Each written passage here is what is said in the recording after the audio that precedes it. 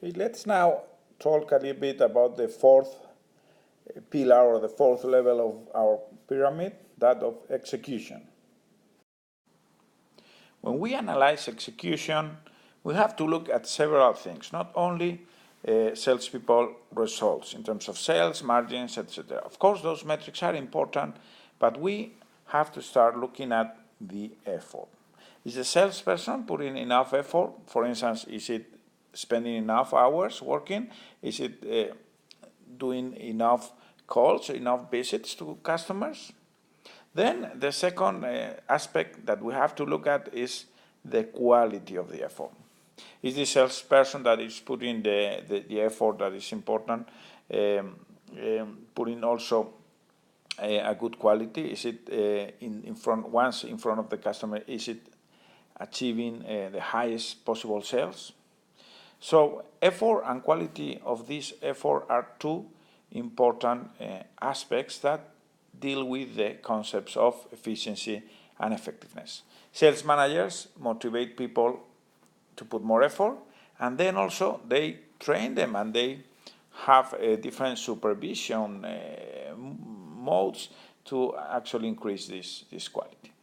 Then, of course, the territory is very important, as we see, for instance, in the Deodar or in the Step Smart case, because if we have territories of very unequal potential, then people having the same effort and the same quality of effort will sell or will have different sales results, which is unfair, and it could also be a great factor demotivating the people.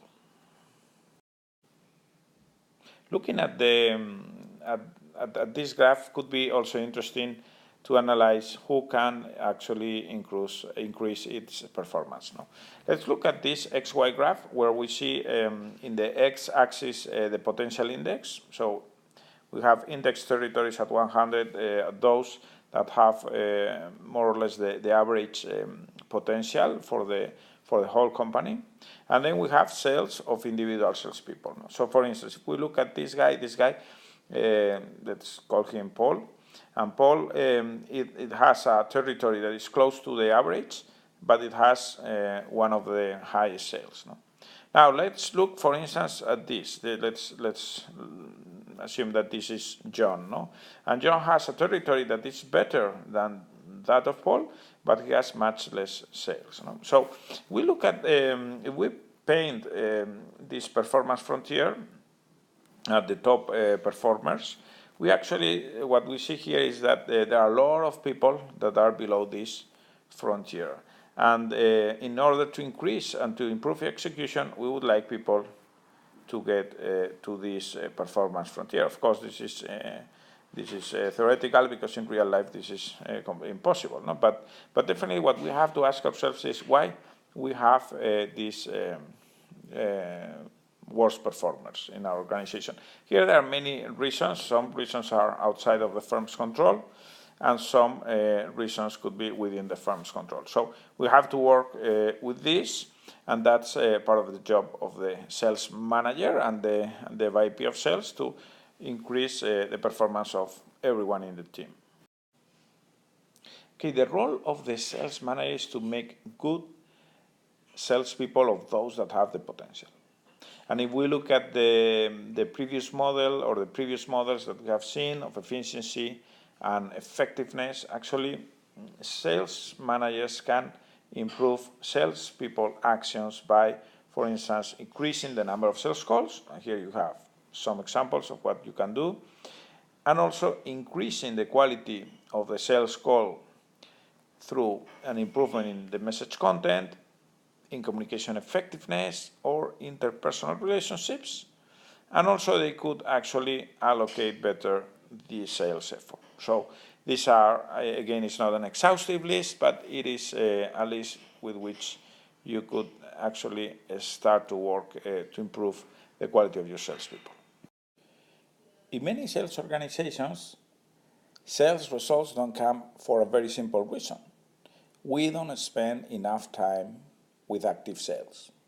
In this example, we see an organization in which its average salesperson is spending only 30% of the time in active sales What are they doing the 70% of time that they're not selling? They're doing many other things that are might be necessary, but many times could be also done by someone junior, or it could be also partially automatized. So by simply increasing the number of sales or the number of hours in active sales, we can substantially improve our final sales. The sales funnel is also a very important tool to manage execution and increase the quality of our execution. The sales funnel is simply looking at the different steps or different phases of a sale, from the time you contact a customer to the time you actually make a sale. Actually, many sales funnels start before by basically creating our brand image, identifying opportunities, qualifying those opportunities, and then establishing the contact. What you see here is an example of a firm that for every final sale, for every final customer, it needs to make 90 contacts, and as you see here, they start to lose customers because many of the contacts don't transfer into visits, many of the visits cannot end up in follow-up visits, and once you do an offer, many times you are losing that offer to a competitor. So it is very important to see how salespeople spend their time in the different phases of the sales funnel, and also why we are losing customers in each of these phases, and what can we do to solve this.